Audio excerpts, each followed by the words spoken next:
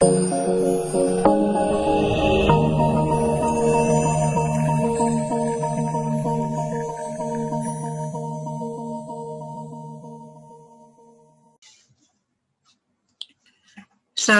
warahmatullahi wabarakatuh.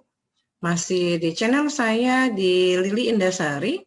Saat ini kita masuk di pertemuan ke-11, mata kuliah yang sama yaitu konsep sistem informasi.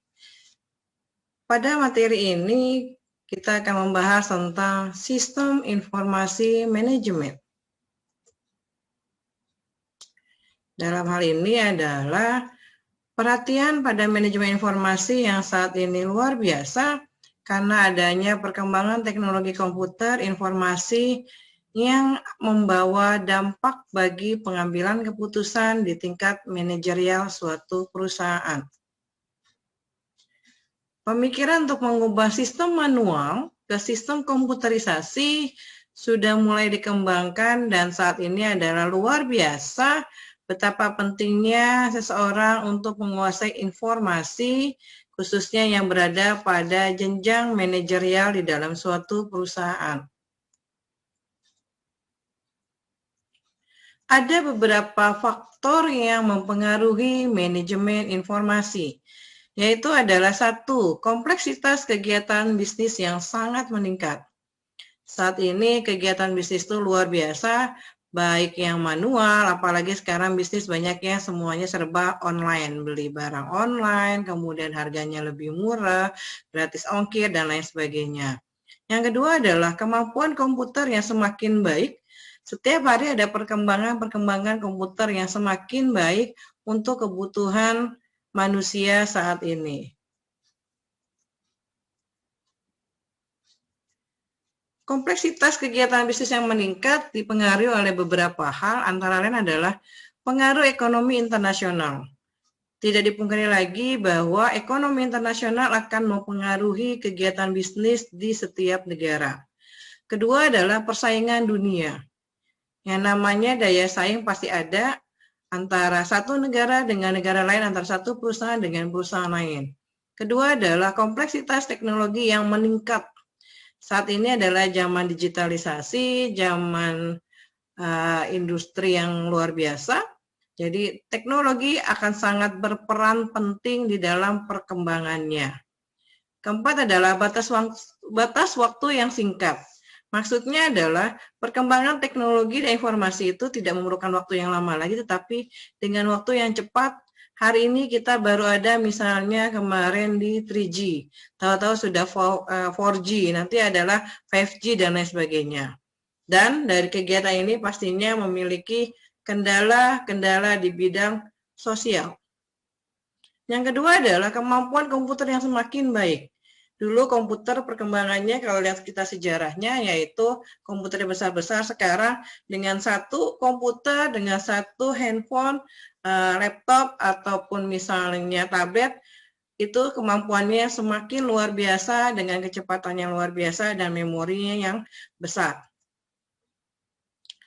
Apakah manajemen informasi? Manajemen informasi adalah pengumpulan, penyimpanan, sosialisasi, pengarsipan, dan pengacuran informasi kalau tidak dibutuhkan.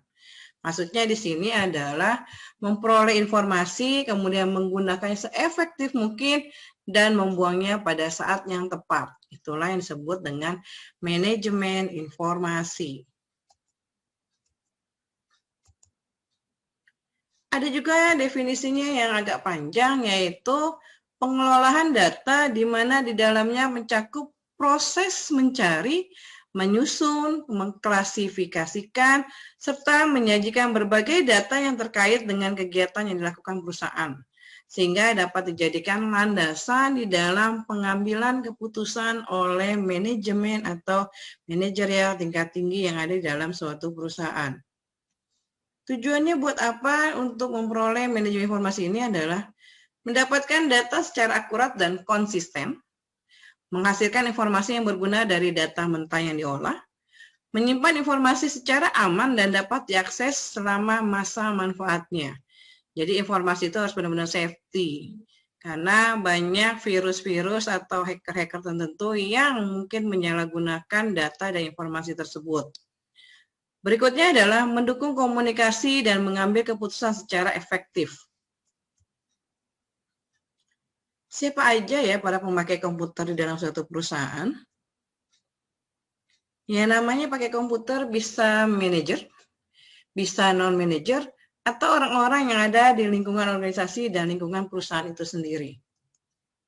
Apalagi saat ini, hampir semua orang menggunakan dan mengimplementasikan dengan PC, dengan laptop, dan lain sebagainya. Ada 5 jenis sumber daya utama dalam manajemen.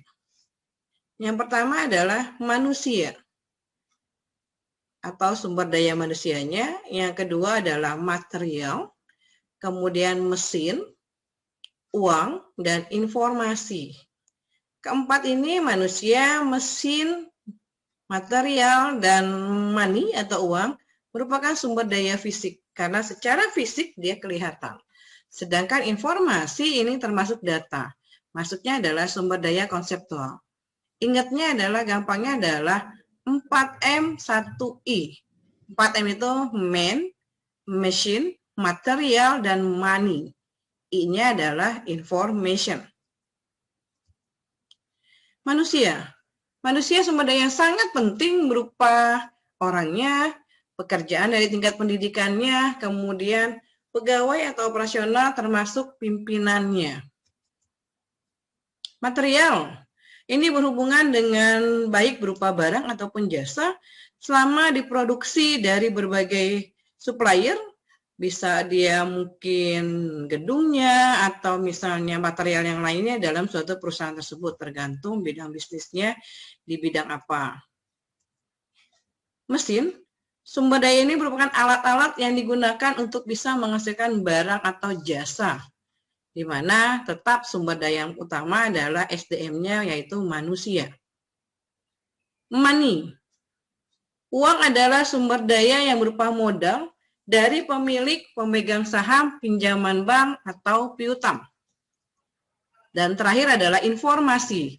Sumber daya ini berupa data yang diolah sedemikian rupa untuk mengambil suatu keputusan atau kebijakan-kebijakan di dalam suatu perusahaan. Ada tingkatan manajemen yang dikategorikan secara piramida, yaitu ada 3 di sini. Tingkat perencanaan strategis, yaitu tingkat atas. Tingkat pengendalian manajemen, yaitu manajemen menengah. Tingkat pengendalian operasional, yaitu manajemen tingkat pertama atau tingkat bawah. Siapa saja yang berada di dalam manajer-manajer ini? Secara globalnya, manajer pada tingkat tertinggi, hierarkinya yaitu seperti direktur, CEO, wakil direktur. Tugasnya, wewenangnya adalah secara globalnya adalah tingkat perencanaan strategi. Maksudnya apa? Berpengaruh yang ditimbulkan terhadap keputusan-keputusan dan kebijakan pada perusahaan di tahun yang akan datang. Ngambil keputusan saat ini, dampaknya adalah untuk tahun-tahun berikutnya. Jadi pengambil tingkat strategis di dalam suatu perusahaan. Di level menengah, mencakup biasanya seperti manajer wilayah, direktur produk, kemudian kepala divisi. Tingkat ini disebut juga sebagai kontrol atau pengendalian manajemen. Karena dalam hal ini dia bermakna tanggung jawab untuk melaksanakan rencana. Maksudnya mengubah rencana strategis menjadi suatu tindakan dan memastikan tercapainya tujuan perusahaan tersebut. Terakhir adalah manajer pada tingkat bawah. Seperti misalnya kepala departemen, supervisor, pimpinan proyek, dan lain sebagainya. Hal ini adalah bertugas atau bertanggung jawab menyelesaikan rencana-rencana yang telah ditetapkan oleh para manajer di tingkat yang lebih tinggi, dan di tingkat ini disebut adalah tingkat pengendalian operasional di dalam suatu perusahaan atau organisasi. Ini keberadaan manajerial, baik dari tingkat manajemennya, gambar A ini menunjukkan adalah pengaruh pada sumber informasi, dan gambar B adalah pengaruh pada bentuk informasinya. Baik dari tingkat perencanaan, strategis, manajemen, maupun operasional, ini memiliki pengaruh yang luar biasa di dalam keberadaan manajerial atau tingkatannya. Nah, ini adalah area fungsional, di mana di atas adalah manajer atau top tinggi, makanya gambarnya piramida. Kemudian di paling bawah adalah pengendalian operasional atau manajer tingkat bawah, dan di sini adalah manajer tingkat tengah atau sebagai pengendalian.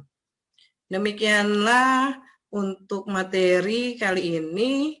Yang kita bahas adalah sistem informasi manajemen. Semoga ilmunya bisa bermanfaat buat banyak orang. Mohon maaf jika ada salah kata. Tetap nantikan video saya di tayangan berikutnya. Jangan lupa like dan subscribe di channel saya di Lili Indasari. Terima kasih.